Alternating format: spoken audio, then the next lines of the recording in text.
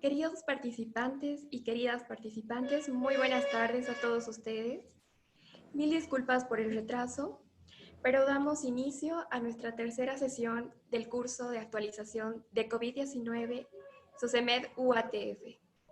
En esta oportunidad y para la primera ponencia de este día, tenemos la presencia del doctor José Humberto Ricaldi Pinto. Realizó sus estudios superiores en la Facultad de Medicina de la Universidad Autónoma Tomás Frías. Es médico, ginecólogo obstetra, médico de rescate de defensa civil. Actualmente es médico de emergencias de la Clínica 1 de Mayo. Es médico de guardia del Servicio de Ginecología y Obstetricia de la Caja Nacional de Salud. Docente de la Facultad de Medicina de Ginecología y Obstetricia y Embriología y Genética. Docente instructor de la Residencia de Ginecología y Obstetricia Médica de la Caja Nacional de Salud. Docente instructor del Internado Médico de Ginecología y Obstetricia de la Caja Nacional de Salud. Es un honor para la Sociedad Científica de Estudiantes de Medicina de la UATF presentar al ponente de este día. Doctor, muchas gracias por aceptar nuestra invitación y le cedo la palabra. Bueno, en principio, buenas tardes. Gracias, Gabriela. Bueno, disculparme por el retraso. Justamente estaba en quirófano. Estamos haciendo nuestro trabajo. Pedirles una dispensación y ya presto para dar inicio a la charla.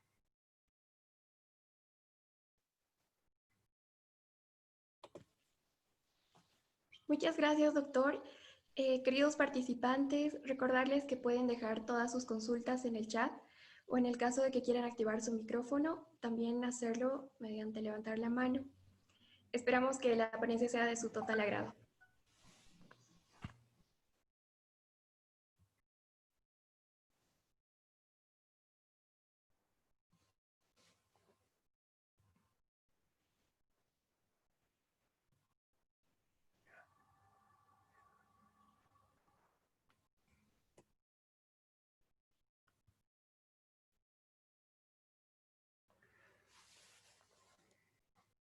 Ya, buenas tardes a todos los participantes. En principio, agradecer la invitación a toda la directiva de la Sociedad Científica de Estudiantes de Medicina, al señor decano, al doctor Olger Chirveches. También agradecer la participación de los socios de esta Sociedad Científica de Estudiantes de Medicina y a los señores universitarios, también agradecerles su participación. Bueno, vamos a dar inicio a la charla y vamos a hablar de las pacientes gestantes con COVID. Bueno, ya es de entender en forma resumida que en este caso nos ha tocado vivir la experiencia en primera línea de lo que es la pandemia. Combatir a este enemigo invisible y dar todos nuestros conocimientos, nuestro trabajo para lo que nos hemos formado, para salvar la vida de todas las personas. También quiero agradecer a mi equipo quirúrgico, un gran saludo a la distancia, a todos aquellos compañeros que han luchado a mi lado, codo a codo, médicos, residentes, internos, licenciados, auxiliares, que han ofrendado todo lo que les ha podido brindar sus conocimientos y cumplir con lo que se conoce como el juramento hipocrático. Bueno, a manera de introducción, solo vamos a hacer en forma resumida porque ya hemos visto la charla del doctor Rodríguez en cuanto a lo que es la virología. Bueno, taxonomía vírica ha sido la disciplina de las ciencias médicas que ha podido identificar a este virus con el nombre de SARS-CoV-2. Se la ha definido como una hiperinflamación sistémica, puesto que va a provocar la inflamación generalizada afectando en su totalidad a todos los aparatos y sistemas de nuestra economía. También hacer una relevancia a las pandemias anteriores que ha sufrido la humanidad, como el SARS-CoV, también por COVID, el MERS-CoV, también que se ha podido presentar en el Medio Oriente, que han tenido una letalidad del 23 al 25%. Estos datos son importantes de mencionar, puesto que estas cantidades de 23 al 25% han afectado a todas las mujeres gestantes. Y esto va en contraposición a los datos que tenemos con el COVID-19, que vamos a analizarlos más adelante. En cuanto al manejo obstétrico, nos ha impulsado incluso a coordinar, a realizar muchas actividades con otras disciplinas de las ciencias médicas, ¿no? Por eso ponemos interdisciplinario. Coordinar, por ejemplo, con el terapista, coordinar con el médico internista, con el anestesiólogo, para hacer un equipo quirúrgico y de esta forma poder llevar a cabo nuestro trabajo de forma eficiente en pro de las pacientes gestantes. Nos ha permitido realizar un control estricto de la mujer embarazada. Ya no el que teníamos de rutina, el que conocíamos de rutina, sino a esto se ha podido sumar toda la signosintomatología y el tratamiento correspondiente al COVID-19. Dos pilares fundamentales atañan a esta disciplina de las ciencias médicas, para que nosotros podamos tomar una conducta cuando tenemos frente a una paciente gestante con COVID positivo, sobre todo los antecedentes obstétricos, los cuales implican tanto lo que es el antecedente epidemiológico, la clínica, basándose en los síntomas que refiere la paciente y los signos que encontramos nosotros al realizar el examen obstétrico. Sin olvidarnos de nuestro otro paciente, el feto, el producto. Es por eso que nos hemos tenido que munir de mucha información internacional para conocer el bienestar fetal y cómo éste se comporta frente a la presencia del COVID-19 en el organismo materno.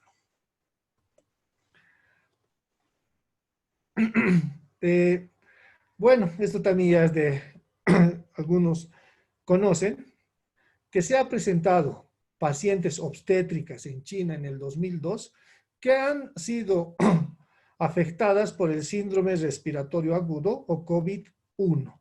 Esto en el 2002. Y han afectado también a las pacientes obstétricas.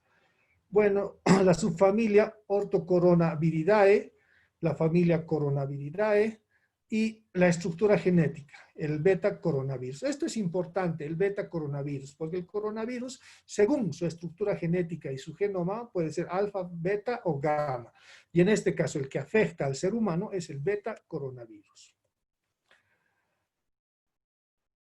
Esto también, a manera de refrescar la memoria, en diciembre del 2019, en China, en Wuhan, en la provincia de Hubei, se detecta los primeros pacientes afectados por este virus que provocaba una neumonía típica. Todavía está en discusión el origen, si ha sido creado o si tiene un origen animal, ¿no? Zoonótico. La transmisión es de un huésped animal y por mutación hacia el ser humano. Se inició a finales de diciembre del 2019, 27 brotes en el país ya mencionado.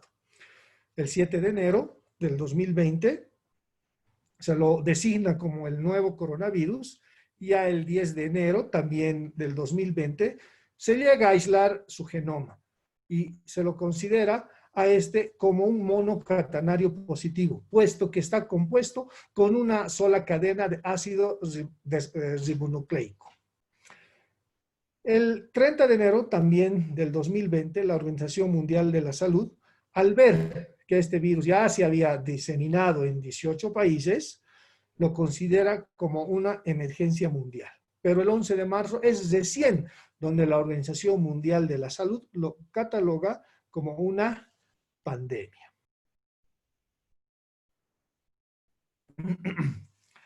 Virus y embarazo. Esto es importante para hacer una introducción hacia nuestra especialidad. La pandemia más reciente que tuvimos, el 2009, que fue por la H1N1, por el virus de la influencia, afectó aproximadamente al 1% de la población gestante.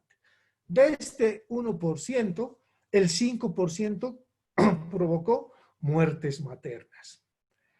El 2003, el virus del SARS-CoV-2, que tuvo un brote en Hong Kong, también afectó a las mujeres gestantes, provocándoles sepsis, una infección generalizada, insuficiencia renal, coagulación intravascular diseminada, y estas pacientes se vieron comprometidas en su sistema respiratorio, ya que un 40% de estas pacientes necesitaron ventilación asistida, lo que se conoce y se ha hablado mucho, ¿no?, en este tiempo, los famosos respiradores. Y este SARS-CoV-1 tuvo una letalidad en las mujeres gestantes, o sea, estas pacientes llegaron a fallecer aproximadamente en un 25%. El MERS, que también afectó a las pacientes gestantes, también presentó sepsis, falla renal, coagulación intravascular diseminada, tuvo una letalidad en las pacientes gestantes de un 23%. Como podemos apreciar en esta imagen, las mujeres gestantes tuvieron una alta incidencia de caer a cuidados de terapia intensiva y terapia intermedia por la fisiopatología del desencadenamiento de esta entidad nosológica y también asociado a las modificaciones que se presentan durante el embarazo en el aparato respiratorio. En Bolivia, debemos mencionar y hacer hincapié que no existen ensayos aleatorizados ni trabajos de trascendencia ni de casos y controles que puedan afirmar con certeza cuánto es la incidencia, cuántas son las complicaciones de las pacientes embarazadas con COVID positivo.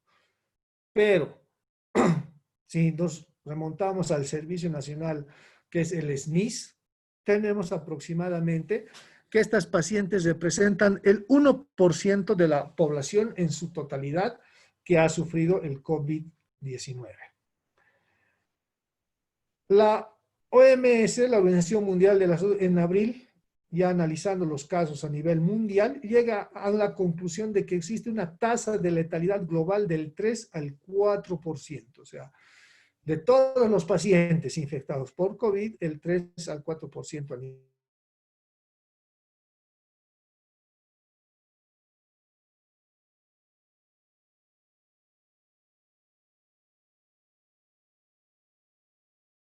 bajo porcentaje que estima la organización por ciento nos permite la afección por COVID-19 en la embarazada es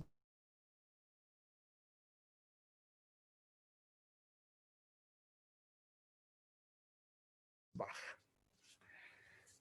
En nuestra experiencia, los casos atendidos por el Ministerio de Salud hasta la fecha representan 33 casos de mujeres embarazadas con COVID positivo, representando el 1% de la totalidad de los casos positivos a nivel departamental. Ya en nuestra institución hemos tenido, no puedo decir la grata experiencia, sino decir, hemos tenido que afrontar en primera línea y de frente al COVID en 10 oportunidades, que representan a nivel departamental el 0,1%, ¿no? Y también aquí hago hincapié, ahí está mi equipo quirúrgico, que gracias a Dios todos intactos, hasta ahora no hemos padecido el COVID-19, si lo hemos padecido debe ser como una gripe, que no nos hemos dado cuenta. Seguimos al frente, seguimos trabajando en primera línea sin bajar los brazos. Perdón. Entramos ya hacer el análisis de la mujer embarazada y las modificaciones que sufre la mujer embarazada a consecuencia de la presencia, primero, del producto y de sus anexos. Vale decir, el crecimiento uterino, que va a alojar a la placenta, su cordón umbilical y al líquido amniótico, y sus dos membranas, que son el corión y el amnios. ¿Qué sucede con el sistema inmunológico con la mujer embarazada? Debemos recordar que en el momento de la fecundación se van a combinar el 50% del gen paterno y el 50% del gen materno. Y este huevo, al tener una carga genética procedente del padre, representa en un 50% un antígeno dentro del organismo materno. Entonces es lógico de esperar que el sistema inmunitario ataque a este 50% del componente genético paterno. Pero no es así. ¿Qué sucede con el embarazo? Uno de los puntos importantes es la supresión de las funciones inmunitarias humorales. ¿Qué quiere decir esto? Que va a haber una cierta pausa, un cierto descanso, una cierta aquiescencia del sistema inmunológico materno hacia la presencia del gen paterno.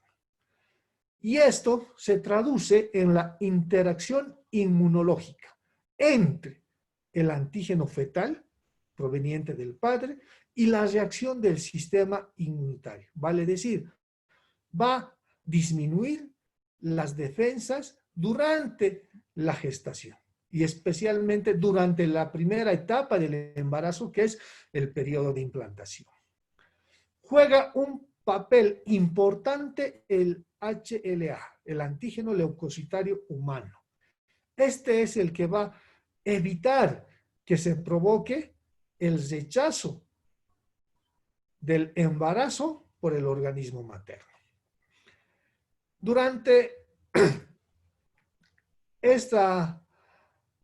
este proceso sui generis de adaptación, lo llamaremos así, del cuerpo materno hacia un aloinjerto que representa el huevo en un 50%,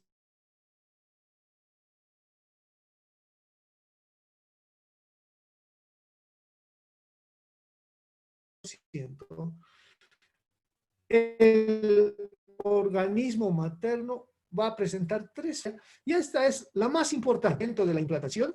El trofoblasto, específicamente el sincitio trofoblasto, tiene que ir degradando, destruyendo a las células, a la vesícula materna, a las células endometriales, para lograr implantarse y poder lograr así su desarrollo. Durante esta etapa se disminuye la producción de citoquinas, leucotrenos, del factor de necrosis tumoral, así como también de otros proinflamatorios.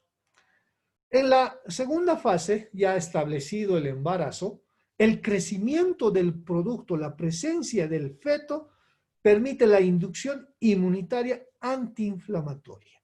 Esto quiere decir que el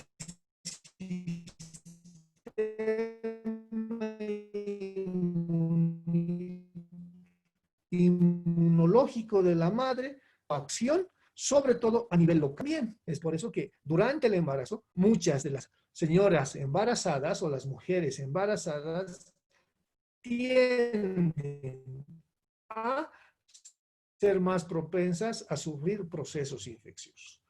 Y la tercera fase, el recrudecimiento del proceso inflamatorio. Esta ya es la última etapa cuando ya el embarazo ha llegado a su término, ¿no? Cuando ya es la hora de que el producto pueda ya nacer, ya sea a través de la cesárea o a través del parto. Este recrudecimiento se refiere a que, como decían nuestros antiguos profesores, ¿no? Fruto maduro cae del árbol. Entonces, el producto maduro tiene que salir del organismo materno para pasar a su siguiente fase, que es de recién nacido o neonato.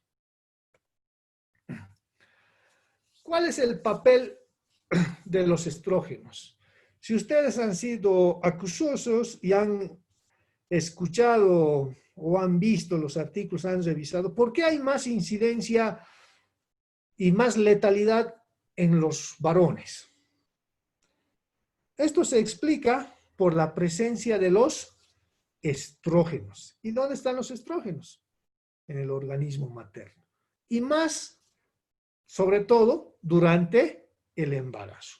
¿Cuál es la función de los estrógenos en este momento? La supresión de las citoquinas que va a ir a inhibir, entonces estamos diciendo que va a ir a suprimir la producción de citoquinas. Y como también se conoce al COVID, se conoce también como la tormenta de las citoquinas, la tormenta de hiperinflamación. Entonces, los estrógenos previenen la producción de citoquinas. Entonces, de ahí viene, para su cosecha, por qué los hombres se infectan más y por qué los hombres también alcanzan una muerte en cuanto al COVID.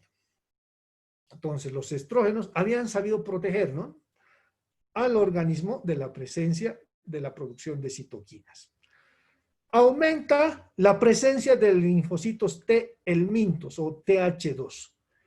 Estos linfocitos T helmintos se los puede considerar como la primera línea de respuesta antiinflamatoria del organismo materno. Es el que entra en contacto en primera instancia con el trofoblasto. ¿Y qué va a hacer este linfocito T helminto? Va a inhibir su actividad, va a suprimir su actividad, permitiendo la invasión del halo injerto fetal. Entonces, en esta gráfica podemos apreciar la tolerancia hacia el feto, que es considerado como un halo injerto, ¿no? Existe una interacción entre los antígenos fetales y el sistema inmunitario de la madre. Tres elementos van a formar parte importante, esencial de esta tolerancia. El antígeno leucocitario humano, que es el A, el B, el C y el G, que van a permitir la tolerancia del útero para la implantación del trofoblasto, que va a ir a contribuir a la formación de la placenta. No nos olvidemos, y es importante recalcar, que el 80% del trofoblasto proviene del gen paterno. Entonces, es un antígeno dentro del organismo materno. Y los estrógenos, que van a inhibir la producción de las citoquinas para inhibir el proceso inflamatorio y de esta manera se evite el rechazo del embarazo.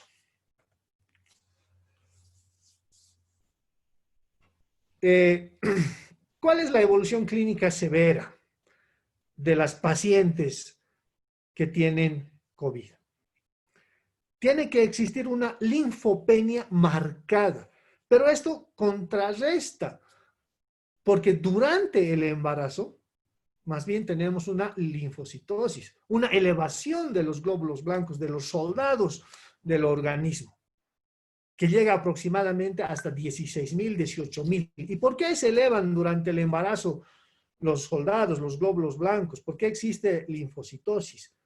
Precisamente para proteger al organismo materno y al organismo fetal en desarrollo. Sí existe una caída de los linfocitos TCD4 y TCD8, los cuales, sumadas a la linfopenia y a la caída de estos, pueden complicar la salud materna afectada por COVID. Pero es importante recalcar que en la experiencia propia y también en la experiencia nacional y en la literatura internacional, existen pocos casos de decesos de pacientes embarazadas por COVID-19. ¿En qué concluimos de este pequeño resumen de las modificaciones del sistema inmunológico a causa del embarazo? Primero, el embarazo reduce la actividad, la acción del sistema inmunológico. ¿Por qué? Porque tiene que aceptar al trofoblasto, que en un 80% es antígeno, porque proviene del padre. Segunda conclusión, el sistema inmunitario comprometido. O sea, ya tenemos, ya de hecho, una embarazada compromete su sistema inmunitario. Y ahí lo sumamos la infección viral. Y podemos tener como resultado una evolución compleja del cuadro. Es por eso que las mujeres embarazadas están dentro de los grupos de riesgo por COVID-19.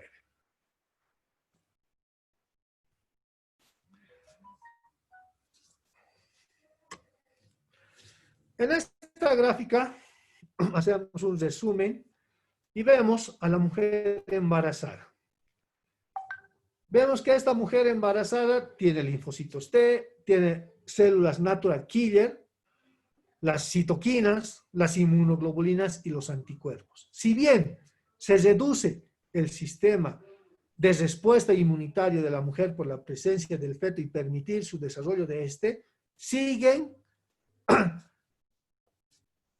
cumpliendo su función, pero en forma prioritaria. O sea, van a responder solo cuando existan procesos infecciosos. Mientras tanto, se mantienen alertas, previniendo el no rechazo del organismo materno a la presencia del feto.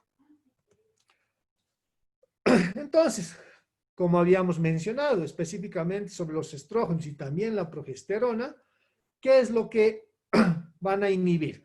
Van a inhibir a los linfocitos T1, que son los que van a responder en forma inmediata a cualquier proceso inflamatorio o hacia la presencia de cualquier antígeno, pero aumentan la producción de los TH2, los cuales permiten la anidación en primera instancia del huevo, el desarrollo del embrión y el crecimiento del feto. Eso en cuanto a las modificaciones fisiológicas que sufre la mujer embarazada en su sistema inmunitario.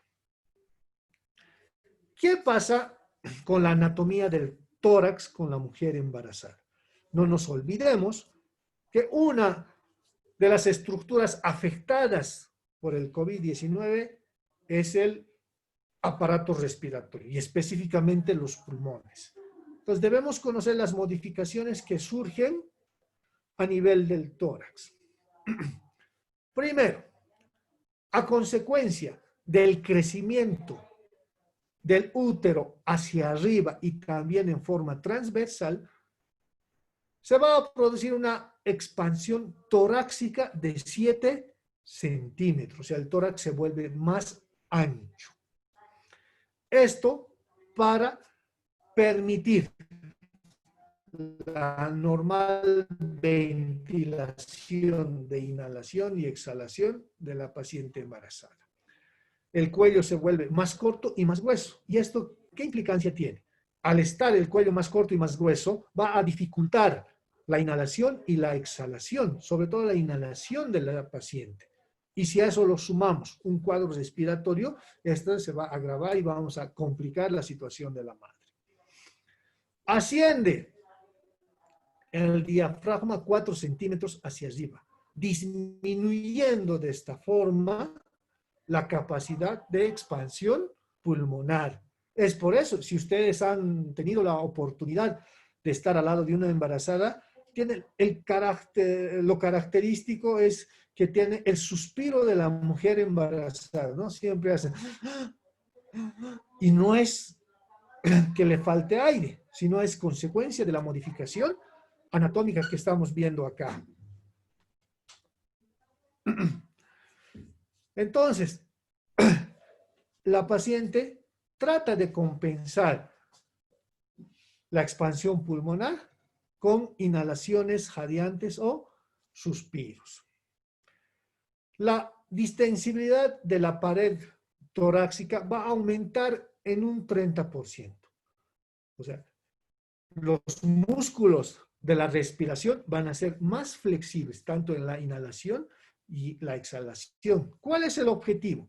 Permitir la captación, la inhalación, la introducción de más oxígeno hacia las cavidades pulmonares. Porque, ojo, si va a llegar al pulmón, de este pulmón, a través de toda la circulación mayor, tiene que redistribuirse, sobre todo en el útero. Y del útero tiene que volver a redistribuirse en la placenta, en el cordón umbilical y llegar recién en última instancia al producto.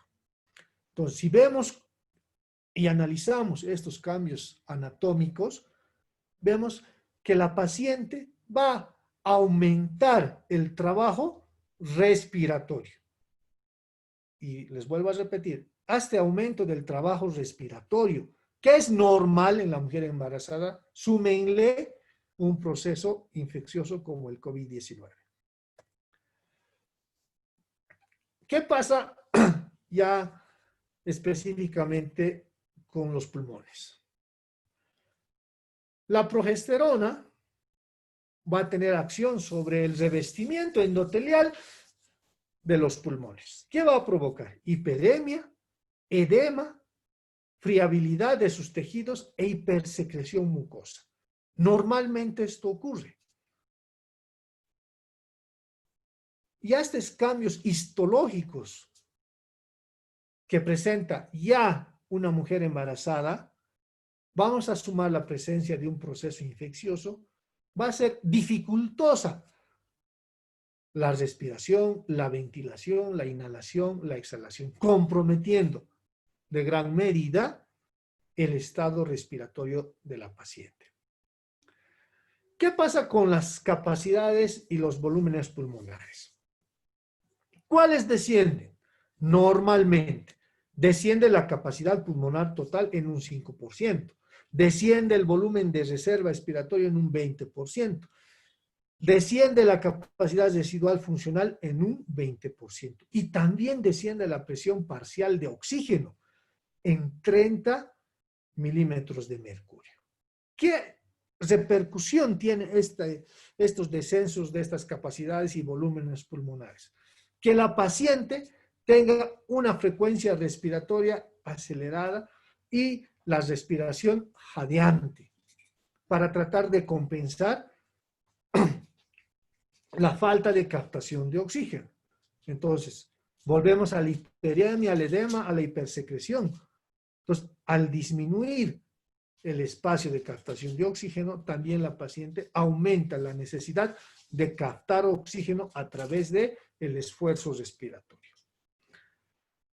¿Qué aumentan? ¿Qué detalles aumentan en el aparato respiratorio?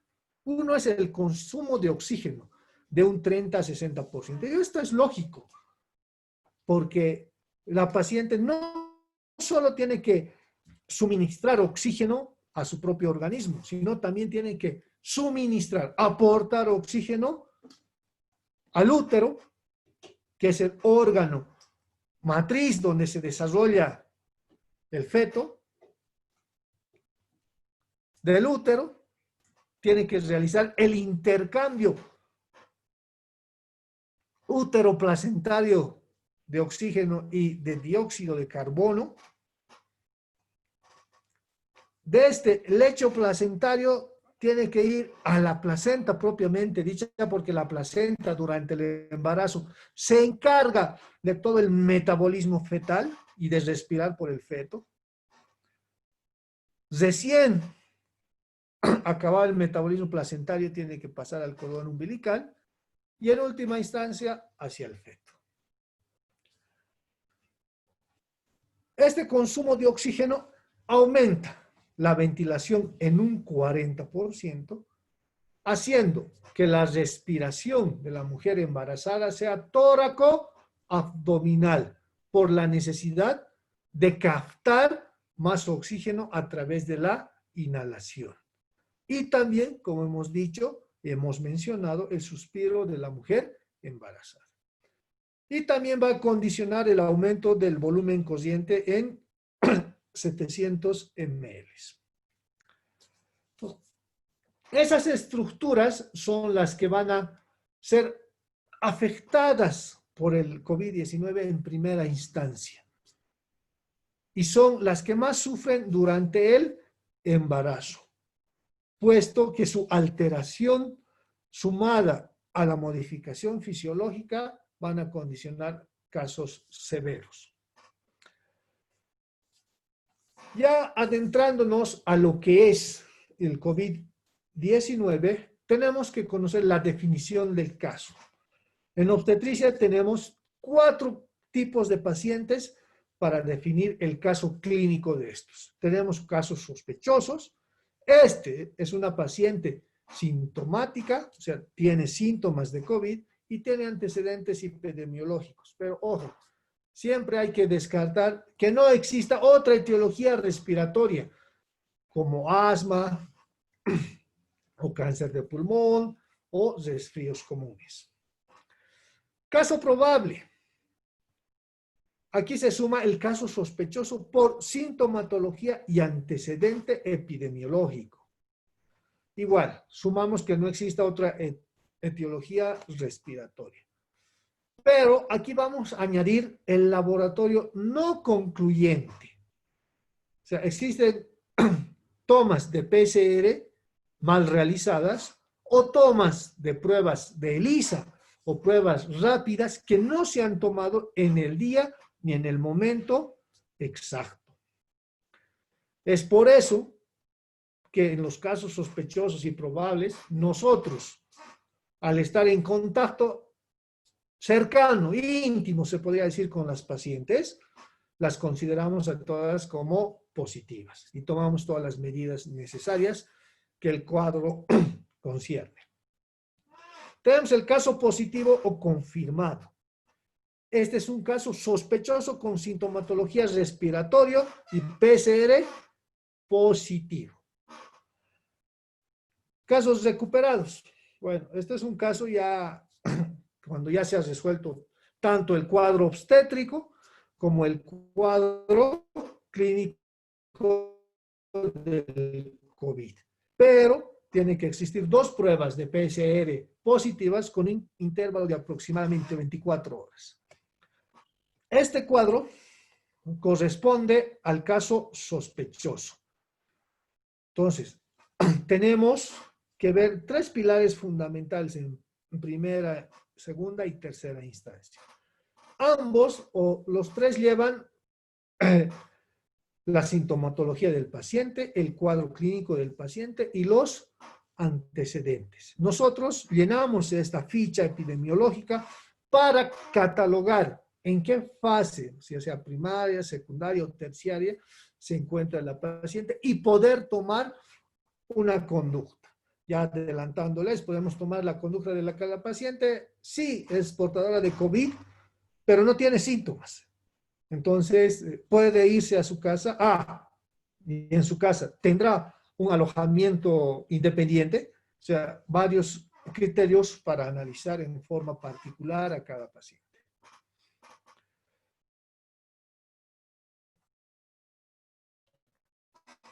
En conclusión, ¿supone el COVID positivo un mayor riesgo para la mujer embarazada? Según en China, también en Rusia, existe una controversia. Algunos dicen que sí y algunos dicen que no. ¿Por qué dicen que sí? Porque hemos visto ahora, acabamos de ver, las modificaciones anatómicas y fisiológicas del sistema inmunitario y del aparato respiratorio. Y esas modificaciones conllevan a una disminución en su funcionalidad normal en comparación a una mujer no embarazada. Y si a esas modificaciones sumamos el COVID, entonces sí tenemos una gran probabilidad de que suponga un riesgo para la mujer embarazada. ¿Y por qué dicen no? Algunos estudios dicen no porque no existe una letalidad alta, como acabamos de ver. Apenas en estos meses de cuarentena, en todo Potosí tenemos 43 casos de mujeres embarazadas. Y de ellas ninguna ha fallecido. Y esto también es parte de lo que dice la literatura nacional e internacional.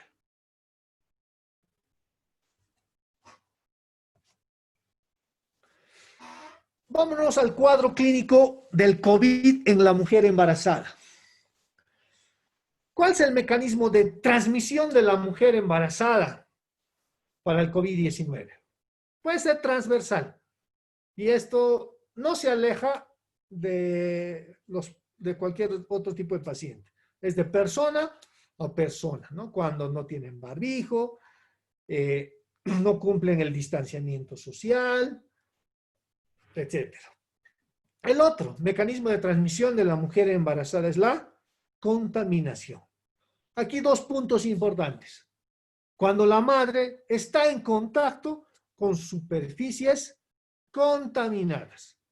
¿Y dónde puede encontrar estas superficies contaminadas? Uno, puede ser el hogar. No se olviden que se ha prohibido en las cuarentenas que las mujeres embarazadas salgan del hogar. Pero los otros familiares, el cónyuge, el esposo o cualquier otra persona que viva con la mujer embarazada puede contaminar la perilla de la puerta, el control del teléfono, el control del televisor, el celular, etc. Entonces, puede contagiarse de esa manera. O la mujer embarazada puede estar en contacto con una superficie contaminada cuando va a un centro de salud, ya sea por alguna molestia del embarazo o simplemente por realizar el control prenatal. Puede apoyarse en el escritorio, al abrir la puerta del consultorio, entonces puede contaminarse. Y el otro punto importante del mecanismo de transmisión por contaminación son las secreciones. Las secreciones, sobre todo las secreciones salivales, donde están en más contacto, ¿no? Compartir utensilios de cocina o el estornudo a través de las gotitas que se expulsan mediante el estornudo. El tercer mecanismo de transmisión es el accidental. Y el accidental nosotros lo llamamos así porque puede ser con el contacto con el personal de salud infectado. ¿Y cuándo puede ser esto? Dos puntos igual a tratar. Uno, cuando vive o sus familiares son personal de salud. Y muchos del personal de salud, les comento, para su conocimiento, han pasado el COVID sin novedad. Se han hecho la prueba y ya habían pasado así asintomáticos. Es la inmunidad natural que le da al personal de salud al estar en contacto con varios microorganismos. Saliéndonos un poquito del tema, ¿no? Un personal de salud que trabaja 10 años ha estado en contacto con hongos, virus, bacterias, parásitos esos 10 años. Y su sistema inmunitario está en constante actividad. Sabe qué defensas van a actuar, sabe qué citoquinas, qué linfocitos. Entonces, es como un atleta en constante entrenamiento del sistema inmunológico del personal de salud. El otro momento accidental de transmisión de la mujer embarazada puede ser en el hospital. Cuando va a realizar su control, puede ser con la licenciada, el médico, la enfermera, el mismo personal manual o portero, ¿no? Que esté infectado. Y el último, que es el mecanismo de transmisión por proximidad. Cuando existe una distancia menor social a 1,5 metros. Entonces, la paciente ahí no está guardando el distanciamiento social correspondiente. ¿Dónde sucede eso? Realmente en los micros, en los taxis, etc. En este cuadro podemos ver la evolución clínica del COVID-19 y el embarazo, donde vemos el porcentaje de los síntomas, ¿no? Fiebre, tos seca, mialgias, fatiga, odinofagia, disnea, cefalea, o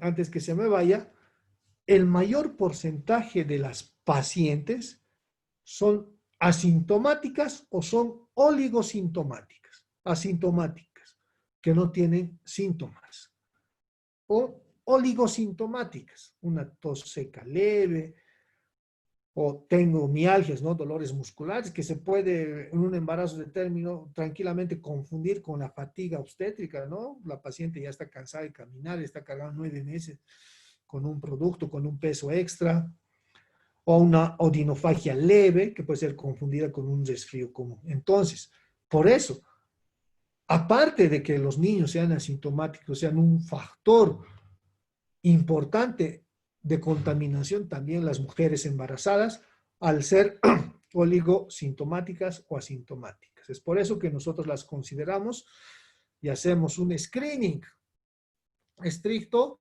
para tomar nuestra conducta, ya sea de internación o una conducta definitiva, el parto, la cesárea.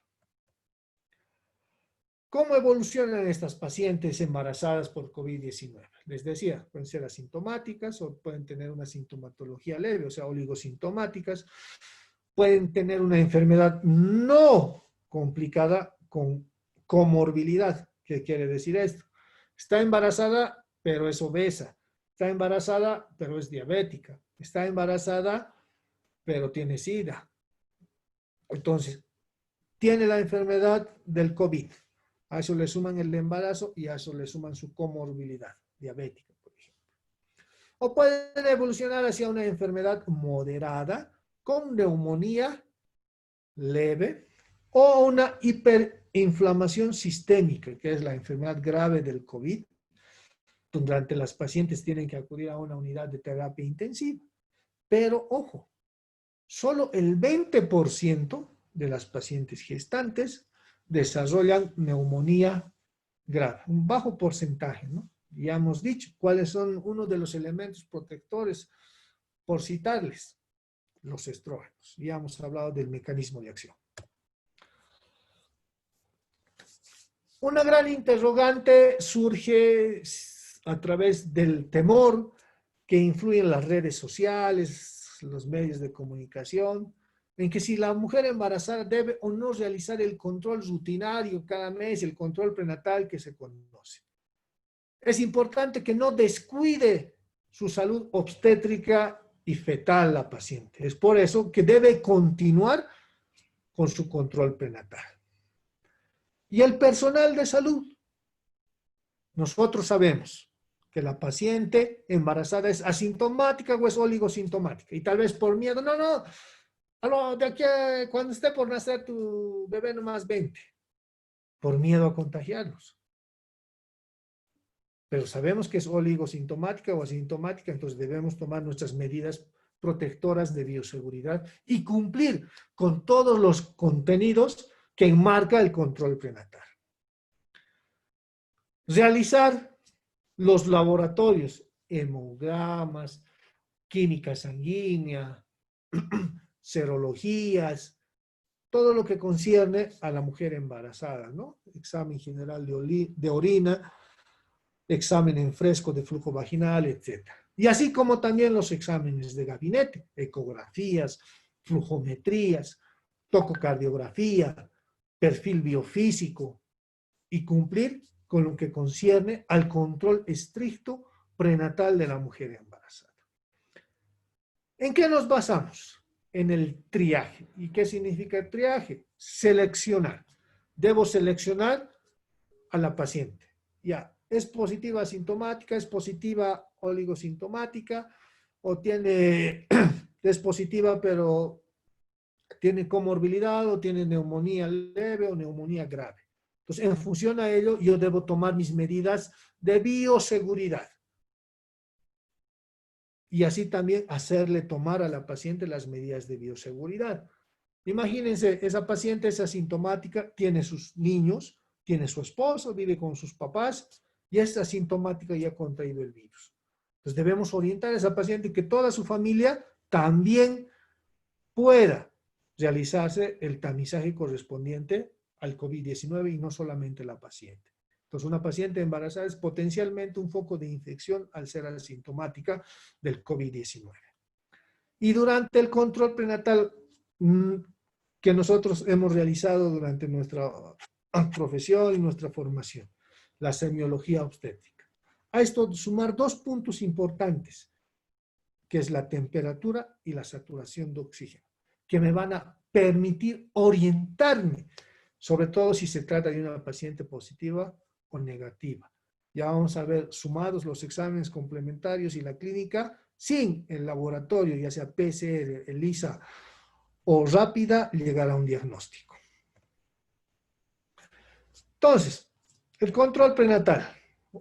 Ahí vemos a un doctor realizando el control prenatal y está una X porque ¿se debe realizar o no se debe realizar?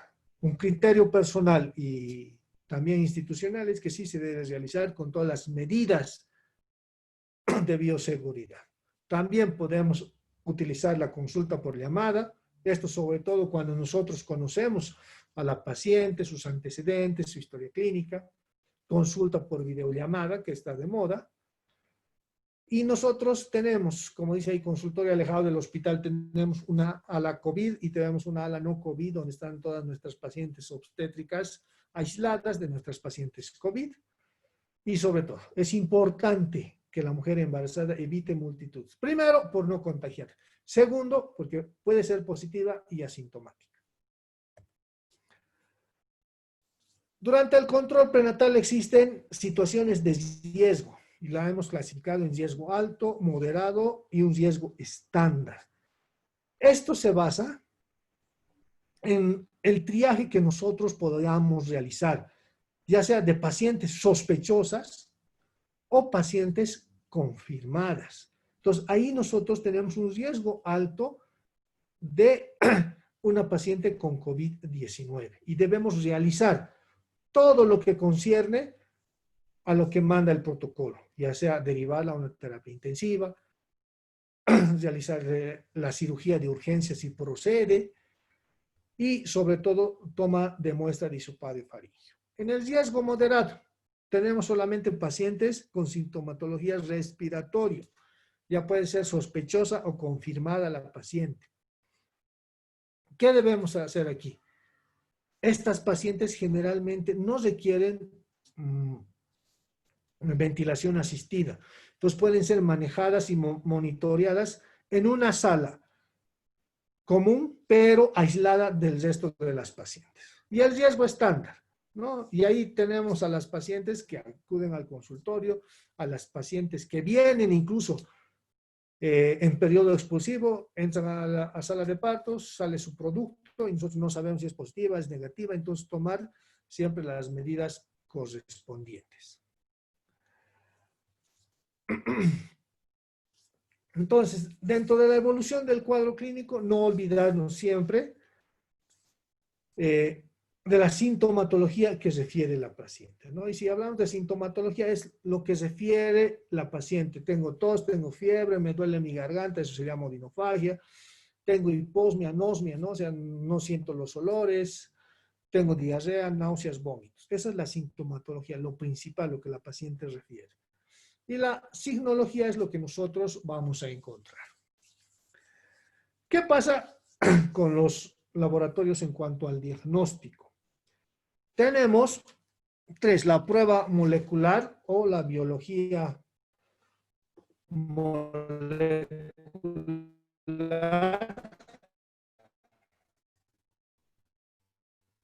que todos conocen, ¿no? El PSE, la detección de dos genes del COVID-19. El gen E, que está presente en todos los genes, y el gen RD-RP, que está presente solo en el coronavirus que produce el COVID-19. Entonces, eso persigue encontrar la reacción en cadena de la polimerasa, ¿no? Que es el PCR. Entonces, la detección de dos genes. Durante la toma de esta prueba pueden existir falsos negativos. ¿Qué quiere decir esto? Que te dicen, no tienes COVID, pero sí lo tienes.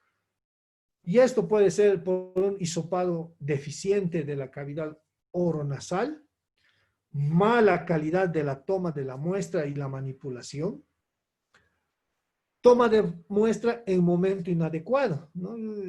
Si remontamos a inicios del COVID, esto ha pasado en nuestra ciudad.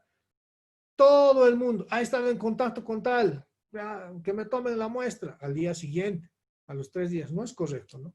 Tenemos que esperar el tiempo de incubación, que es aproximadamente entre 6, 7 a 8 días. porque en esos días la carga viral es alta y el resultado va a ser eficiente. No antes ni tampoco después. O puede resultar un falso negativo que el virus mute y entonces altere la sensibilidad de la prueba.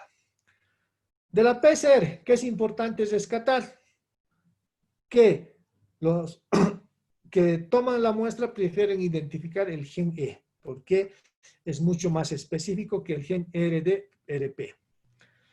Otro método de diagnóstico es el serológico. ¿Cuál es su objetivo? Detectar los anticuerpos IgG y el IgM. Dos métodos específicos, que es la inmunocromatografía o llamada prueba rápida, de los cuales muchos de los estudiantes han participado,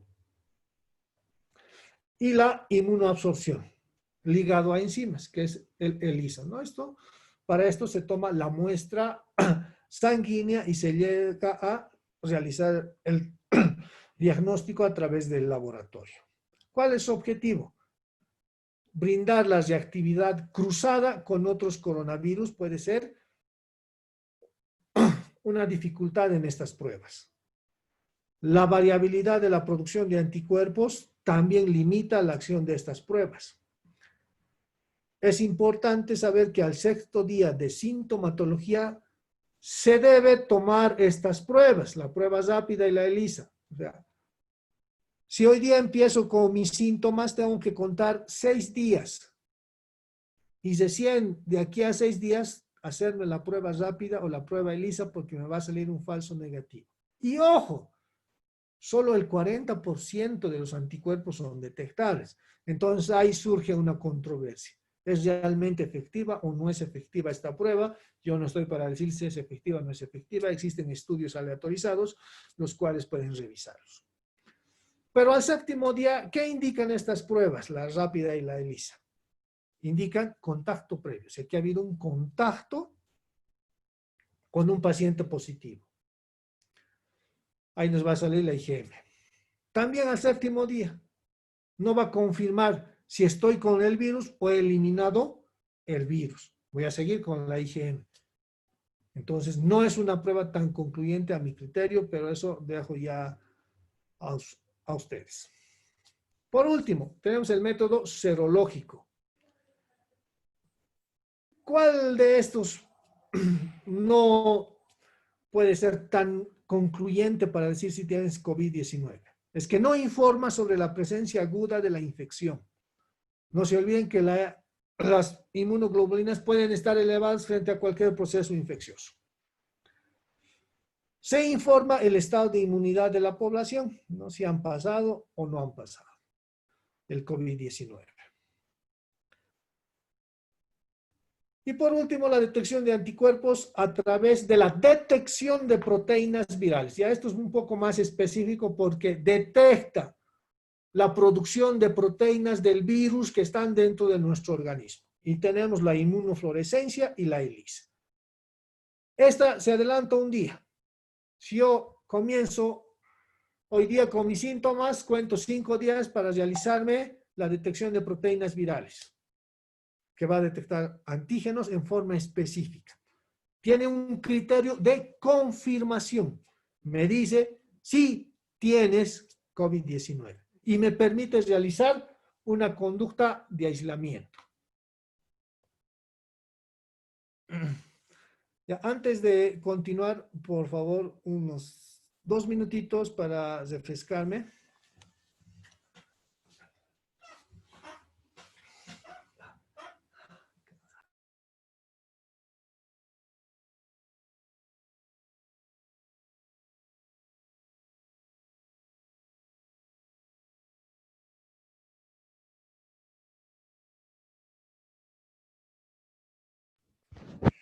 Estimados participantes, en este tiempo de descanso, por favor pueden dejar sus preguntas en el chat o en el caso de que quieran hacerlo por el micrófono, levantan la mano y les vamos a habilitar. Gracias.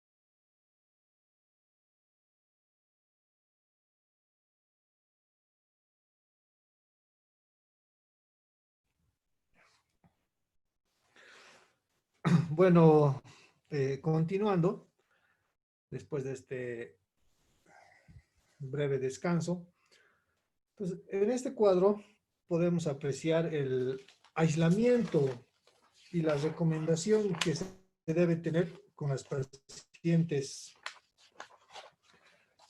positivas en su domicilio. Pues nosotros, antes de que a la paciente le digamos, ¿no?, que se retire a su domicilio, debemos ver si cuenta con las instalaciones. Debemos limitar el número de personas que van a entrar en contacto con la paciente en su domicilio. Debemos indicarle que no debe permitir visitas, mantener la distancia mínima de 1 metro, disminuir al mínimo los espacios compartidos. Esto vale decir que la paciente no debe salir a la sala, no debe salir al comedor a compartir, sino debe estar, como indica, ¿no?, el concepto de aislado. Siempre andar con mascarilla quirúrgica y solo ella debe manejar su mascarilla. No desechar la mascarilla en cualquier lugar la cual ha sido usada. Recomendar la higiene de manos, la higiene respiratoria, no tocarse la boca, no tocarse la nariz o cubrirse las mismas al estornudar. Si es mejor, si puede realizarse con un material desechable, con el papel higiénico excelente y no con una tela. Desechar todos los materiales que hayan sido utilizados por la boca y la nariz. Por ejemplo, se ha instado, ¿no?, por dar a todos los pacientes COVID vasos, cucharas desechables para que sean incinerados y de este modo evitar la contaminación de otros individuos. Evitar el contacto con fluidos corporales y también educarle a la paciente dónde debe desechar tanto los residuos comunes como los desechos biológicos.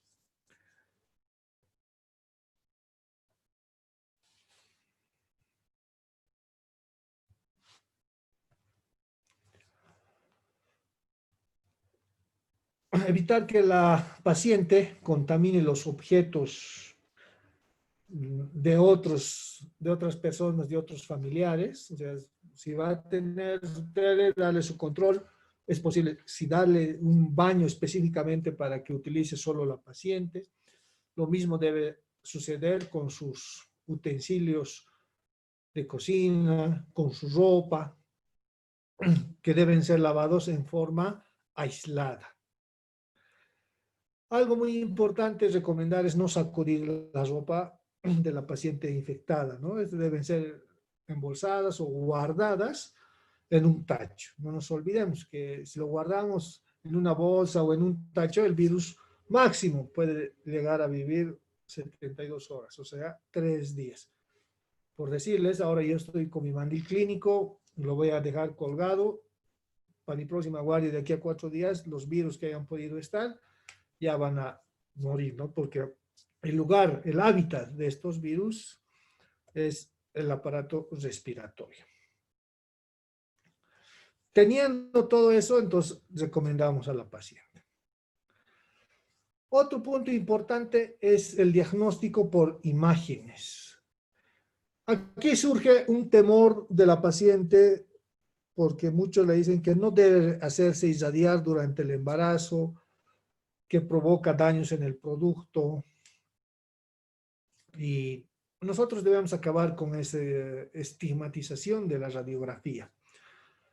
Este temor debe ser anulado, como les decía, y orientar tanto a los familiares como a la paciente de que la radiografía y la tomografía no son nocivos para el producto. Pero ojo, siempre hay un ojo de medicina. ¿Qué pasa con los pacientes que tienen embarazos recientes? Debemos cuidar, sobre todo el periodo embrionario, ¿no?, que es de la 3ª a la 8ª semana del desarrollo, la irradiación. Entonces, por encima de las 12 semanas podemos realizar la tomografía y también la radiografía. No, repito, TAC, tomografía, ni tampoco rayos X, entre la tercera y la octava semana del desarrollo. ¿Cómo medimos la radiación o los rayos que vayan a ser infringidos en las pacientes? A través de una unidad de medición que se llama millisieverts. Este es el más exacto para poder medir la irradiación de la paciente gestante. ¿Cuál es la dosis efectiva? Entonces, todos los rayos que van a ingresar al organismo materno van a tener dos caminos. Algunos rayos se van a quedar, se van a absorber en el organismo y otros rayos no se van a absorber en el organismo. Estos rayos que no se absorben en el organismo son los que van a crear las imágenes, las radiografías. La radiación del tórax en una gestante es de aproximadamente 0,1 milisievert. O sea, es mínimo. Por eso recomendamos en algunas pacientes realizar la placa de rayos X de tórax. Y la radiación por tomografía axial computarizada, vale decir, el TAG de tórax, tiene 7 milisievert. Entonces, también es mínima la exposición a la radiación a la mujer embarazada. Rayos X de tórax. Entonces, no es necesario, ni es específico, realizar la prueba del PCR, la ELISA, la inmunofluorescencia, etc. Podemos tener la clínica. Dos puntos importantes, ¿no? Fiebre, la desaturación, ¿no? La saturación de oxígeno que podemos medir y también el estado respiratorio. A esa clínica sumamos la epidemiología, antecedente de contacto o antecedente de haber llegado de un lugar donde existe un caso o casos elevados de COVID positivo. Más los rayos X, ya tenemos el diagnóstico. Pues no es necesario siempre la prueba. Ustedes, chicos que se están formando, pues siempre tomen en cuenta la clínica. ¿Y qué es la clínica? Signo, sintomatología. ¿Qué tiene esta paciente? Y ahí viene la salud pública, la epidemiología. Y en este caso es importante. Más la radiografía, tengo el diagnóstico. Entonces, gabinete y laboratorio siempre nos permiten confirmar lo que nosotros estamos sospechando. Recién. Pero ¿quién me da la pauta? La clínica. ¿Cuáles son las indicaciones y cómo se realiza una placa de rayos X en una mujer embarazada? Debe tener una proyección PA posterior o anterior y debe tener una proyección LI, que quiere decir lateral izquierda. Debemos colocar en el abdomen materno un mandil protector. Este mandil protector debe estar constituido por plomo para minimizar la radiación del feto.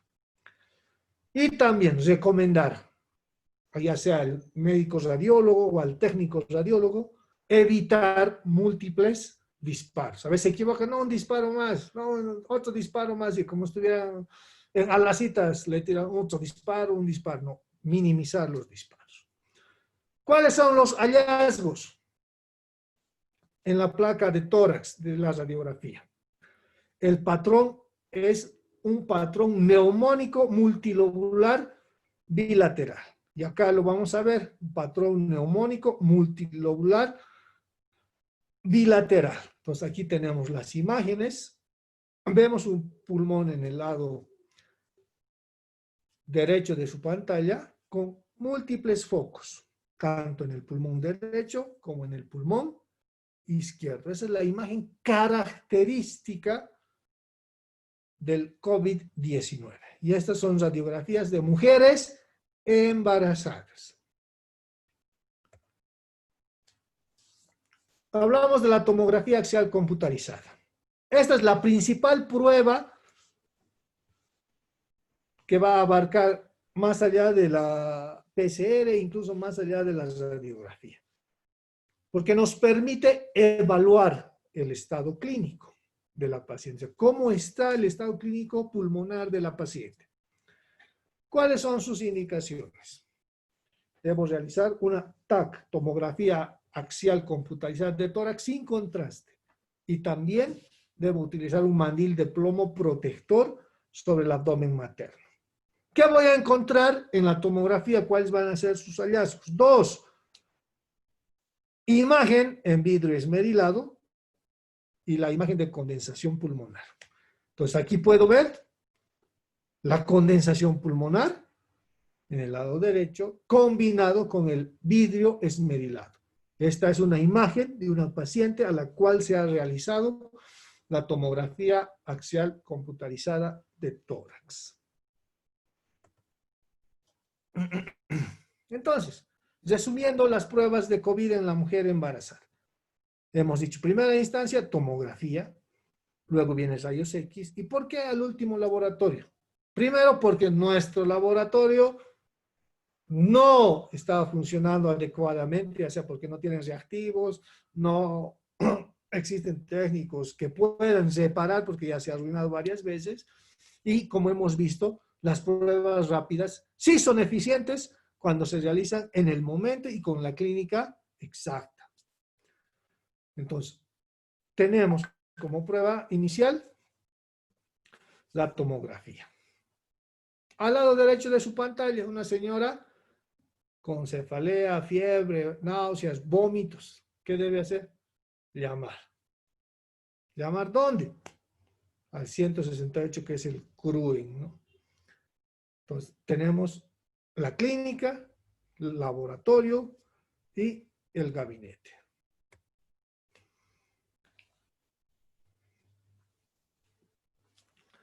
Ahora, ¿qué es una comorbilidad? Antes de hablar de la comorbilidad y haciendo una pequeña reseña de lo que hemos hablado minutos atrás, tenemos una paciente embarazada que sufre modificaciones en su sistema inmunitario y en su aparato respiratorio. A esas modificaciones, súmenle otra enfermedad más, una comorbilidad.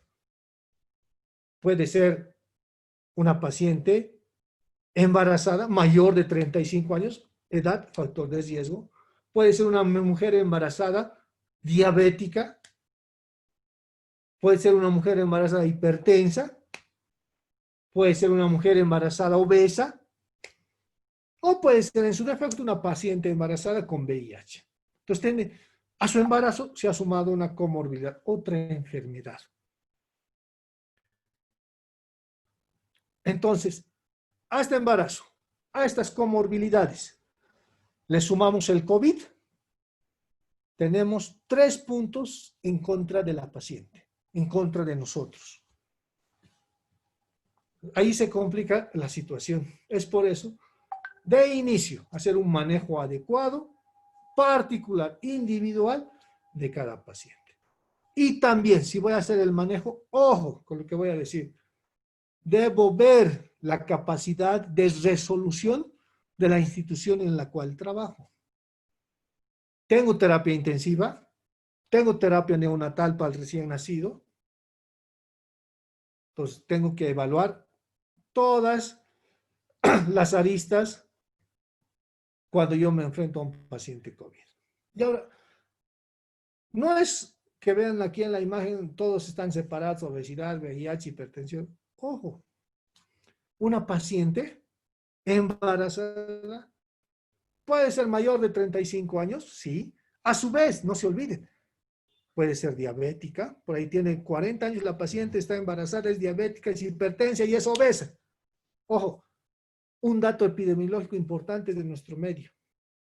Nosotros hemos tenido la oportunidad de atender pacientes con comorbilidades. Está embarazada, tiene 40 años, es diabética, es hipertensa y es obesa. Entonces, es importante saber manejar la diabetes, la hipertensión, la obesidad y el VIH. Y a esto tenemos, como todos lo han mencionado, coronavirus llegó para quedarse. Lo sumamos ahora como otra comorbilidad cuando ya lleguen las vacunas y estemos en otras etapas de nuestro trabajo. ¿Cómo es el manejo? Interdisciplinario, varias disciplinas. Ahí entra medicina interna, terapia intensiva, neonatología, perinatología, el obstetra, el ginecólogo. Otro pilar importante para el manejo, la edad gestacional. No es lo mismo una paciente con neumonía leve con 30 semanas de embarazo. Su producto es pequeño, tiene gran posibilidad de fallecer, que una paciente con COVID positivo con neumonía.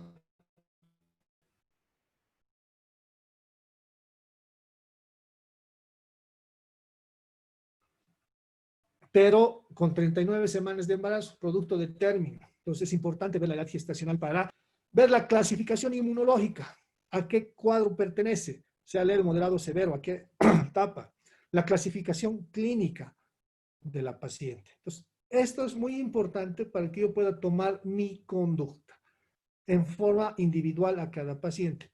No todas las pacientes van a presentar la misma clínica, la misma sintomatología. En la etapa 1, que es la etapa temprana, todos la mayoría de las gestantes, ojo, el 80% de las embarazadas, es decir, tengo 100 embarazadas, 80 van a venir en la etapa 1, donde pueden ser asintomáticas, oligosintomáticas, o pueden tener neumonía leve.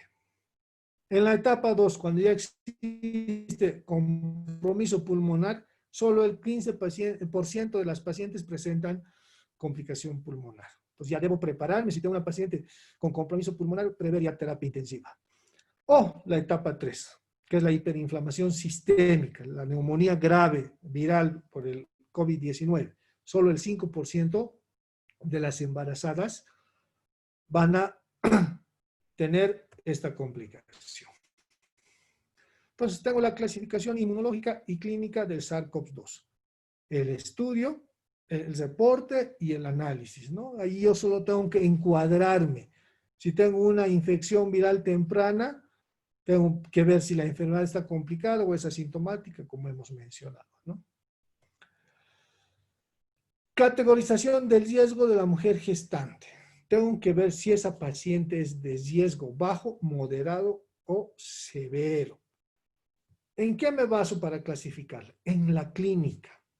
¿Cuándo tiene un riesgo bajo? Cuando la paciente no presenta clínica severa o no tiene antecedentes y puede cumplir las indicaciones de aislamiento, ya sea en el domicilio, y si no cumple en el domicilio, tengo que mandarle a un centro de aislamiento exclusivo para mujeres embarazadas.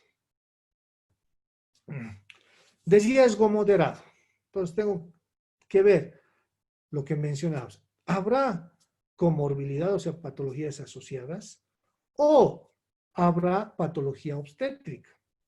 Como por decirles, la hipertensión de la mujer embarazada, que se llama preeclampsia, la diabetes gestacional, la colestasis hepática, la colagenopatía y el embarazo, que son propias del embarazo. ¿Y qué tengo que hacer en este riesgo moderado? Tengo que llevarla a un centro de aislamiento obstétrico para realizar la vigilancia materno-fetal. Y en función, les repito, la edad gestacional, interrumpir o no interrumpir. Y de riesgo alto. Acá, ya la clínica es Florida. El que no puede hacer el diagnóstico de COVID positivo por clínica con riesgo alto, yo pienso que debe irse a su casa a pelar papas.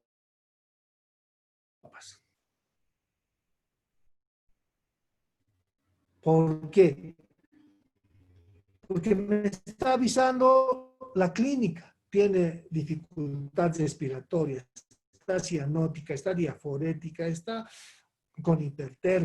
Ya me está diciendo, ojo, esta paciente así, como un foco rojo, ojo, doctor, a ver, soy COVID positiva, así me está diciendo. Pues ya hago el diagnóstico, sin realizar incluso ninguna prueba, directamente veo terapia intensiva.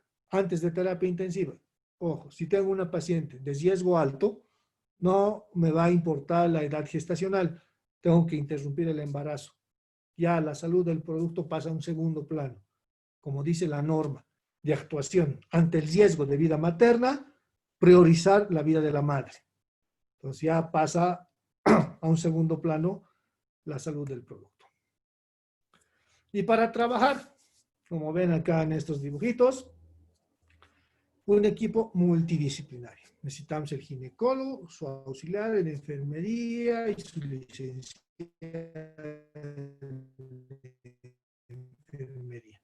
Lo mismo el pediatra, lo mismo el anestesiólogo, y lo trabajado todos de esta forma, en equipo, en forma conjunta.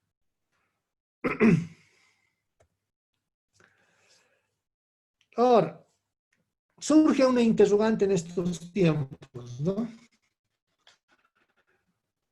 Que si el COVID, el virus, específicamente el coronavirus, atraviesa o no la barrera placentaria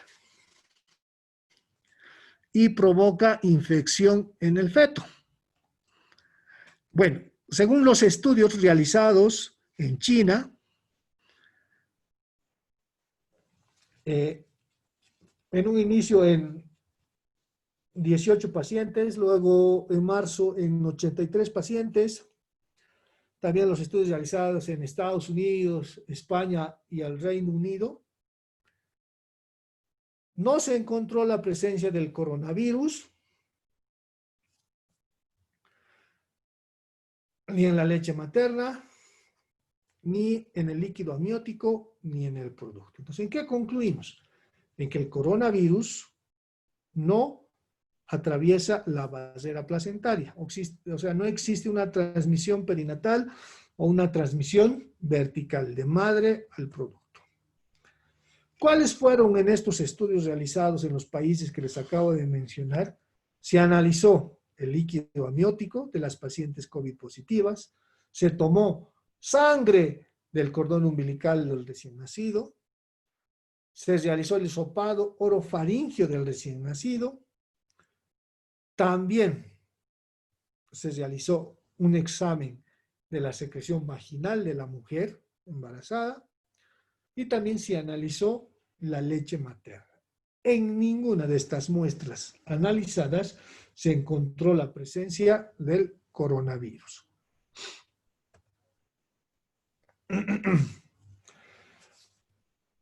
Ahora, si bien el coronavirus como virus, como agente, no atraviesa la placenta, pero ya el COVID-19 como enfermedad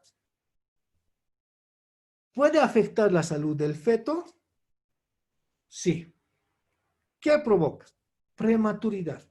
Pero no va a ser una prematuridad directa, sino va a ser una prematuridad asociada al estado de salud de la madre. Imagínense que viene una paciente, no sé, 28 años, de 32 semanas de embarazo, un producto pequeño, pero viene con una clínica florida del COVID-19.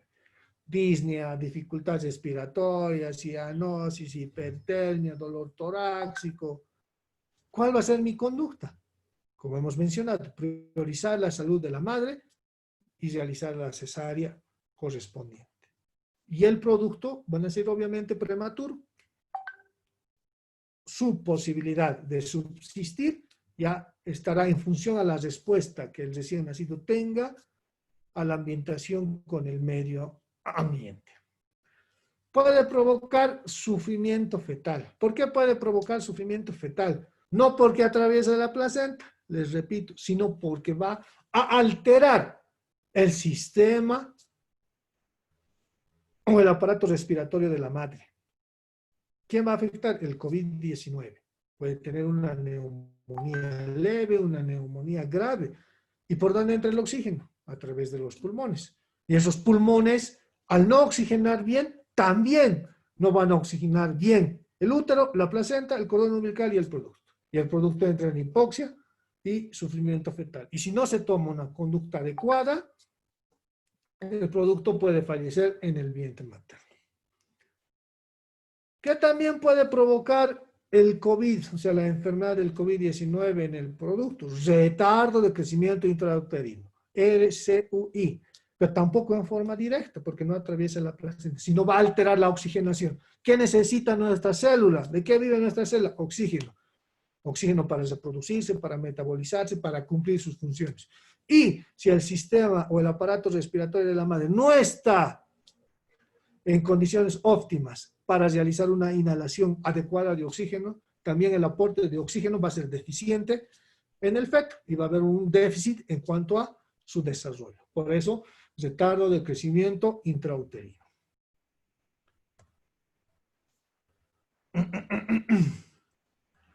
Bueno, aquí podemos apreciar las condiciones, ya lo habíamos visto, del aislamiento de una madre asintomática en su domicilio, de una mujer gestante, ¿no? Debe cumplir todas estas exigencias. Caso contrario, es mejor llevarla a un centro COVID para mujeres embarazadas.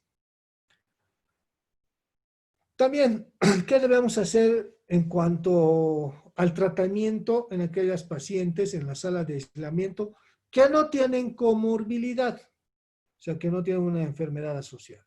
Hay medidas generales, específicas y los estudios complementarios.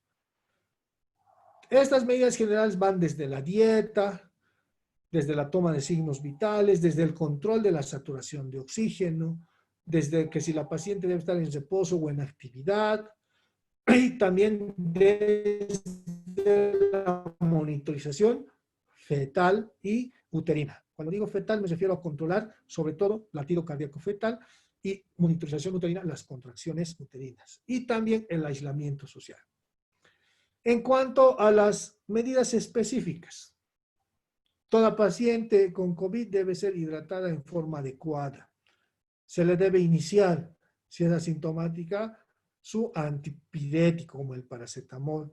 Y ojo, si la paciente tiene un embarazo menor de 34 semanas o un embarazo que comprenda las 24 a 34 semanas a realizar maduración pulmonar, ya sea con betametasona o dexametasona. ¿Qué función cumplen estos dos medicamentos, dexametasona y betametasona? Inducir la maduración pulmonar, acelerar la maduración pulmonar del producto para prever una posible cesárea de un producto por debajo de la edad adecuada del término. Y los estudios complementarios como rayos X y tomografía de tórax de la madre, ecografía para el producto, realizar un perfil biofísico, una flujometría Doppler también para ver el estado de salud fetal y una cardiotocografía para ver la reactividad del producto. Y claro, debemos ver también lo que corresponde a los laboratorios de sangre. Las medidas de aislamiento con un paciente con comorbilidad no difieren mucho. Van a diferir específicamente en la frecuencia de los controles y en las medidas específicas. Entonces, si digo comorbilidad a una paciente embarazada, le asociaré su antihipertensivo, le asociaré su hipoglicemiante si es diabética o su insulina también.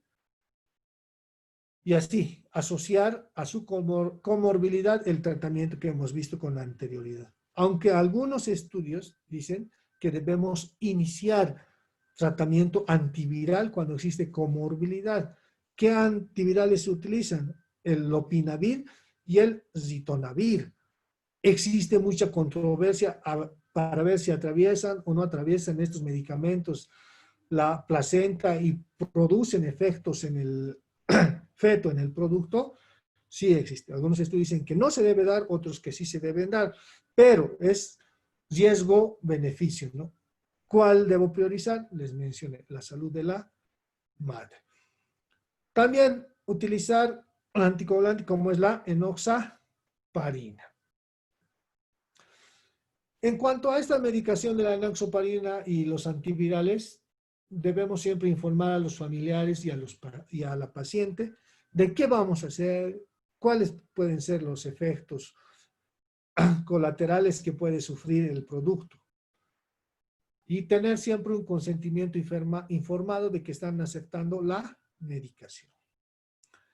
En cuanto a los exámenes complementarios, no varía mucho de la paciente sin comorbilidad, salvo la frecuencia de realización. Cuando la paciente ya presenta una enfermedad leve, se suma las anteriores, pero a estas se va a sumar a las medidas generales la administración de oxígeno, a las medidas específicas, aparte de la antiviral, la hidroxicloroquina. También controversia en la hidroxicloroquina. ¿Atraviesa o no atraviesa? Y si atraviesa, ¿qué produce? ¿Está de acuerdo la paciente? ¿Está de acuerdo los familiares, sobre todo el papá del producto? Y ver sobre todo la salud de la madre. ¿Por qué les digo esto? Puede ser una madre que tenga ya 3 hijos. ¿Y qué tal si nosotros nos orientamos a la salud del feto? Hacemos que la madre siga internada, padeciendo del COVID, con su sintomatología, todo eso. Y llega a fallecer y el producto no. Bueno, ese producto ya no va a tener otra mamá, pero los hijos que tenía anteriormente se van a quedar sin mamá. Es por eso que se debe priorizar siempre la salud de la madre. Cuando tiene neumonía leve, aquí ya debemos prever una sala de terapia, ya sea intermedia o si tengo una terapia intensiva a disposición, también siempre ver la posibilidad de una cama. Aquí ya se asocia más, sobre todo, el control de la saturación de oxígeno, la administración de oxígeno y la vigilancia estricta materno-fetal, de signos vitales, latido cardíaco fetal, movimientos fetales, contracciones uterinas, y asociar esto a las medidas específicas, como son la administración de medicamentos ya para evitar incluso la sobreinfección agregada. ¿Qué quiere decir? A los antivirales, a la hidroxicloroquina, a la enoxaparina, asociar antibióticos para evitar infecciones sobreagregadas. Y los estudios complementarios van a estar en función al criterio médico. Le vuelvo a repetir su placa de rayos X, mañana no, pero ¿para qué mañana si no va a haber ningún cambio? Entonces esperaré una semana, esperaré unos 5 días y en función a la evolución clínica de la paciente debo solicitar los exámenes complementarios. ¿Puede llegar a una sepsis una paciente con COVID? Sí, puede hacer una sepsis. Y también esta sepsis puede convertirse en lo que todos ya conocen, una alteración de la coagulación, que es la coagulación intravascular diseminada. Y para clasificarlo tenemos los criterios mayores y los criterios menores. Y esto ya se maneja estrictamente en sala, en un tablero en la historia clínica, para catalogar a la paciente y tomar la conducta definitiva.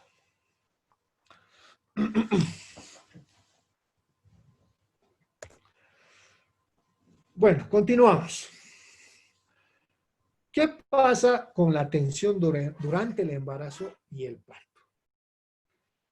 Pues de acuerdo a la disquisición que hemos hecho nosotros, si se trata de una paciente asintomática, oligosintomática o tiene neumonía leve o neumonía grave, siempre debo velar mi seguridad y de mi personal.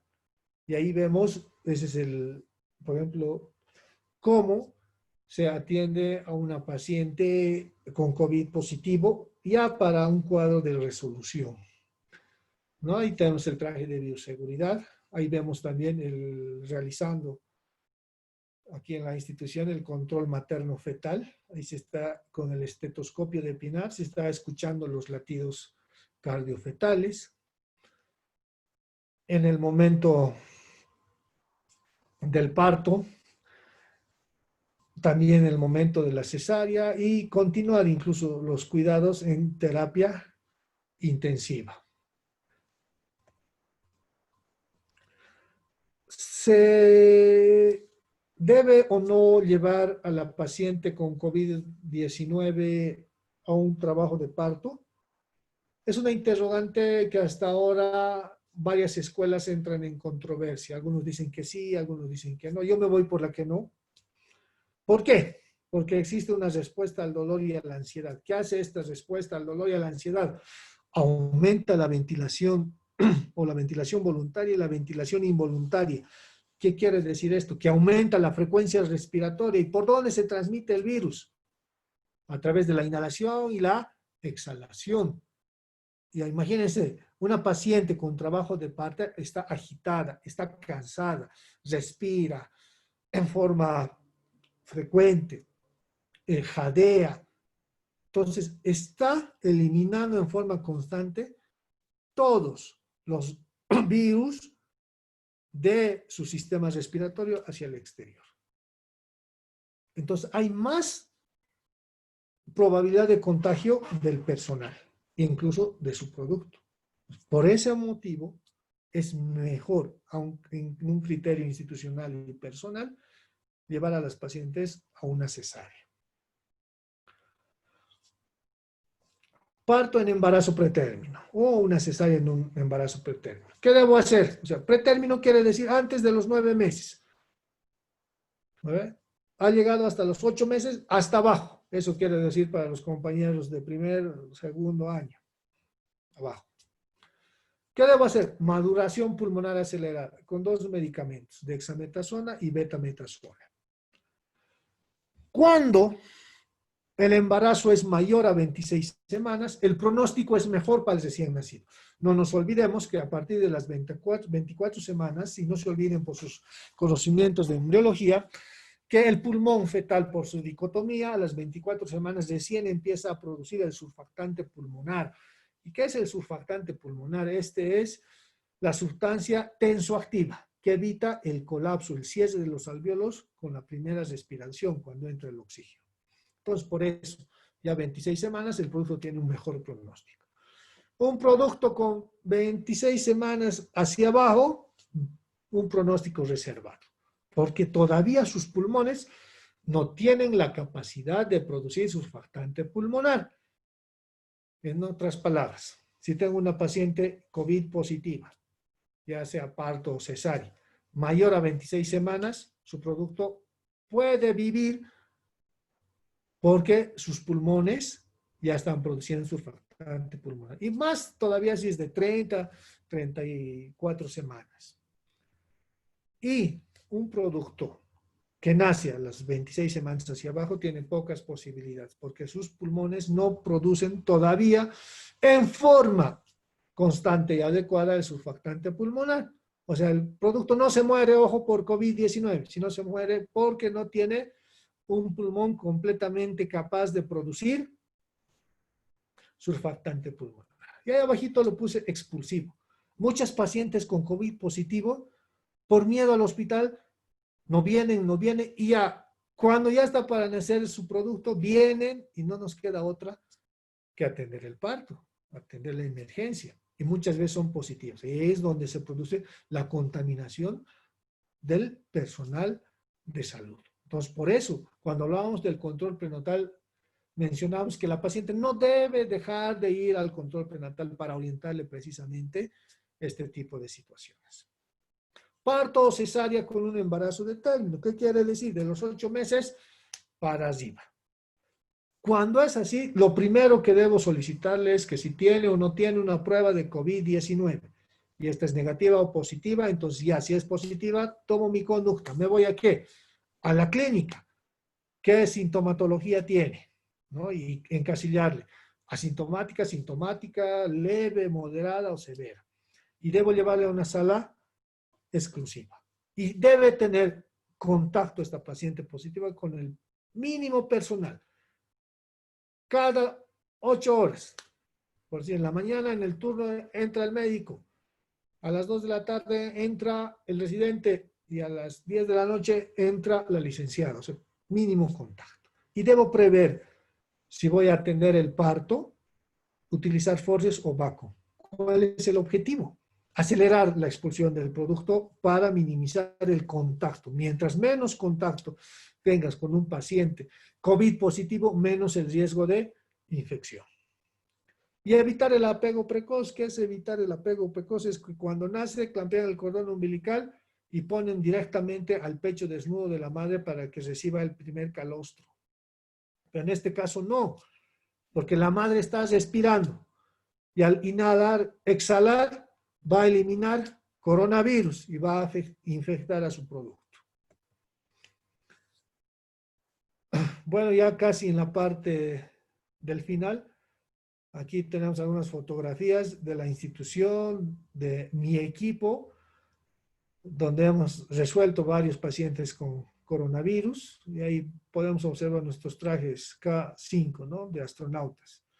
Al principio complicado de adaptarse a los lentes, a la máscara facial, a los guantes de nitrilo, pero ya estamos en onda y ahora se extraña, ¿no? Esos equipos de bioseguridad. También ahí abajo agradecer a mis voluntarios de defensa civil trabajando en los rastrillajes, ¿no? O sea, el COVID no solo está en el hospital, ahora el COVID está en todo lado, entonces hay que tener mucho cuidado. Agradecer a mis brigadas, también Bernardino Fuertes, en asociación con mis voluntarios de defensa civil, un saludo a la distancia, un gran abrazo, gracias por su participación altruista, sin recibir nada a cambio, para eso nos estamos formando. Cesárea. ¿Por qué cesárea? Porque la cesárea te da mejores condiciones ventilatorias. Disminuye los casos de comorbilidad, mejor manejo cuando existe neumonía pulmonar.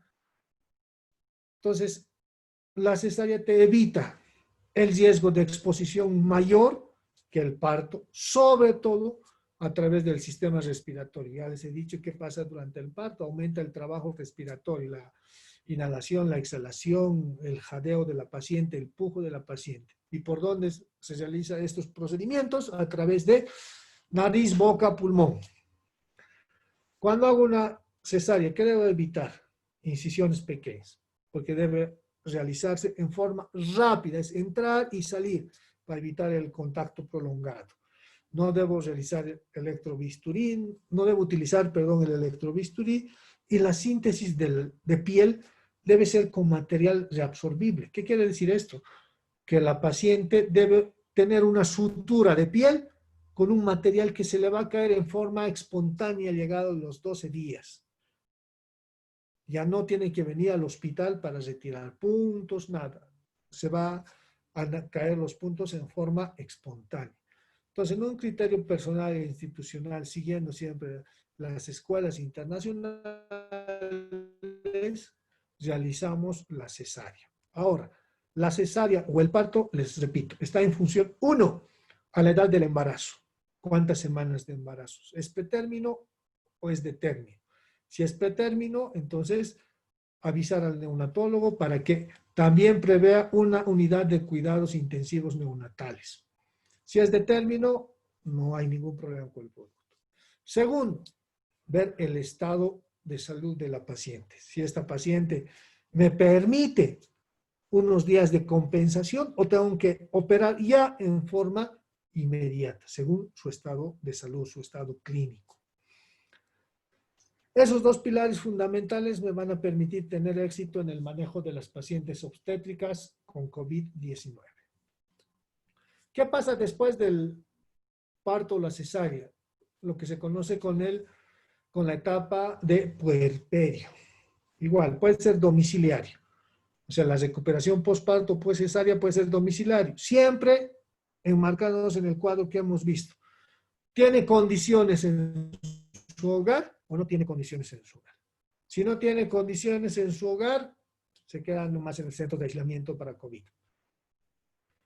Ahora, también hay que ver la clínica.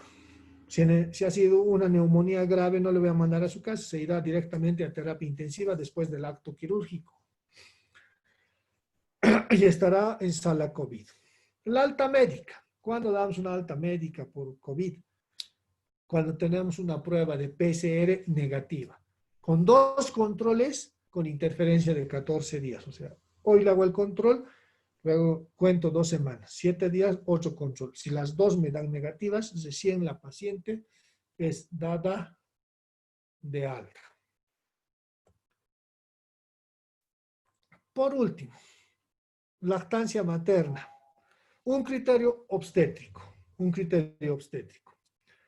Si decimos que el virus sale por la nariz y por la boca, ¿estará correcto el apego precoz? Sí está indicado, pero no en aquellas pacientes que son positivas, porque la madre está inhalando, está saliendo, está eliminando virus. Entonces existe gran riesgo de que el producto se infecte, ¿no? El recién nacido en este caso. Extracción de leche. Algunos dicen sí, algunos dicen no, pero está una flecha tiqueada con negativo y positivo. ¿Quién va a extraer la leche? La misma mamá con sus manos contaminadas, una enfermera, a un recipiente, hay que desinfectar el recipiente, hay que esterilizar hasta mientras el producto, ¿qué va a estar recibiendo? ¿No? Es una interrogante que debemos evaluar también. En mi criterio, no. La leche maternizada, ahora, aunque sé que el doctor López va a venir después de mí y va a decir, no, tienen que darle el pecho. Ahora, igual, yo estoy en contra. Estoy a favor de la leche maternizada, porque el producto, todos los productos que hemos tenido acá, que han sido de madres COVID positivas, han salido ellos COVID negativos, demostrando la literatura internacional que no atraviesa la barrera placentaria. Entonces, darle pecho o extraer la leche de la madre infectada condiciona que el producto se infecte. Por eso, en este caso, leche maternizada. ¿Y por qué también leche maternizada? Porque muchas pacientes, aunque no, algunas, ¿no? Según lo que hemos analizado, es bajo el porcentaje de las pacientes que llegan a terapia intensiva, eh, se debe dar leche maternizada. Solo, se me olvidaba, perdón, hemos tenido un caso, pero de preeclampsia severa con COVID positivo, que la paciente ha convulsionado, pero ha recuperado y gracias a Dios se ha ido de alta, recuperada del COVID y de su patología obstétrica. Bueno, entonces, esto es una recomendación de la OPS sobre la lactancia materna para que se reciba apoyo para amamantar de manera segura a su producto, ¿no? Aunque, como hemos visto, ya es un criterio personal, el mío es que no. ¿Cuándo acudir al centro hospitalario? Una mujer embarazada, cuando tiene dolor de cabeza, pérdida de líquido, hinchazón de brazos, piernas y cara, sangrado a través de los genitales, fiebre, dolor de barriga, no se mueve su producto, dolor y ardor al orinar, y cuando presenta convulsiones. O, caso contrario, en el parto, cuando ya hay lo que se conoce como un sobreparto. Entonces, en esos casos, lo primero que debe hacer la paciente es agarrar el teléfono y llamar al centro de emergencias para que puedan ir. ¿Por qué llamar? Porque una paciente con COVID o un paciente ya olvidándonos de que sea embarazada o no, no debe salir de su casa si no es en una ambulancia. Va a contaminar al chofer, va a contaminar al que le lleve. Entonces, es siempre seguir las normas. Y si seguimos las normas, no nos vamos a infectar, no nos vamos a contaminar. No hay que tenerle miedo al coronavirus, sí, no hay que tenerle miedo, para eso nos estamos formando, pero ojo, disciplina, cumplimiento de las normas y todo va a ir bien. Solo en esos casos vamos a salir todos con éxito. Y bueno, gracias al COVID, creo que los médicos hemos pasado a la Liga de la Justicia, ¿no? Al club de los superhéroes. Bueno, gracias Gaby, que estás monitorizando la charla. Si puedo responder algunas de tus interrogantes, adelante. Doctor, muchas gracias por su explicación y por toda la información que nos ha brindado. Igual han hecho llegar por el chat las felicitaciones para su ponencia. Y tenemos algunas interrogantes, doctor. Una de ellas dice, en caso de que una mujer que esté cursando con su tercer trimestre de embarazo contrae y pasa el COVID-19, ¿hubiera algún problema con el producto? Bueno, si la paciente está con 30 semanas, me dices, ¿no? En su tercer trimestre de embarazo, doctor. Ya, aproximadamente 20 semanas. Bueno, no va a existir alguna complicación directa por el virus, pero sí por la enfermedad, y la enfermedad se llama COVID-19. Como hemos dicho y hemos puntualizado, va a afectar el sistema pulmonar de la madre. Pero también, basándonos en la literatura internacional, en los estudios y la experiencia propia, eh, no va a haber complicaciones severas. Lo que tiene que hacer, en este caso, la madre, es tomar la medicación necesaria para la edad gestacional y para la clínica que presenta con el COVID. No automedicarse, no acudir a la farmacia, la evaluación inicial la tiene que realizar el médico obstetra. Es por eso que yo no te digo dosis ni medicamentos ni nada por el estilo, sería irresponsable si te digo eso.